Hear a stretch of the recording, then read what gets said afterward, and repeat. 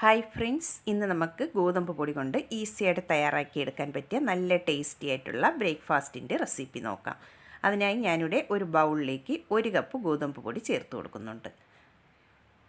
അതിൻ്റെ കൂടെ തന്നെ 1/2 കപ്പ് നല്ല ഫൈനായിട്ട് പൊടിച്ചെടുത്തിട്ടുള്ള വറുത്ത അരിപ്പൊടിയും കൂടെ ചേർത്ത് കൊടുക്കാം. ഇടിയപ്പപ്പൊടിയോ പത്തിരിപ്പൊടിയോ ചേർത്ത് കൊടുക്കാവുന്നതാണ്.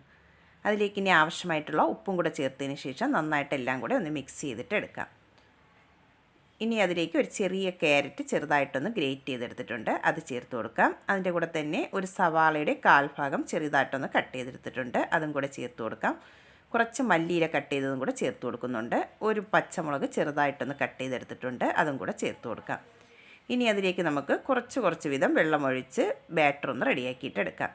കുറച്ച് ലൂസായിട്ടുള്ള ബാറ്റർ വേണം തയ്യാറാക്കി എടുക്കാനായിട്ട്. നീർദോശയ്ക്കൊക്കെ തയ്യാറാക്കി എടുക്കുന്നത് പോലെ കുറച്ച് ലൂസായിട്ടുള്ള ബാറ്റർ വേണം തയ്യാറാക്കി എടുക്കാൻ.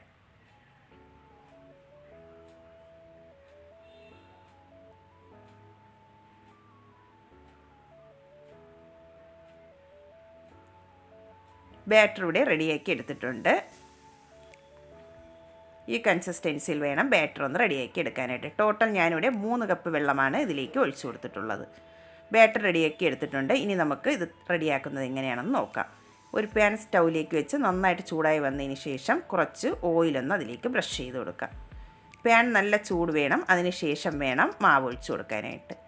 1.5 സ്പൂൺ മാവ് അതിലേക്ക് ഒഴിച്ചു കൊടുക്കാം. എന്നിട്ട് ഒരു മീഡിയം ഫ്ലെയിമിൽ വെച്ചിട്ട് നമുക്കിതൊന്ന് ചുട്ടെടുക്കാം. മുകൾ ഭാഗം ഇതുപോലെ ഡ്രൈ ആയി വരുമ്പോൾ നമുക്കതിലേക്ക് കുറച്ച് ഓയിലൊന്ന് ബ്രഷ് ചെയ്ത് കൊടുക്കാം.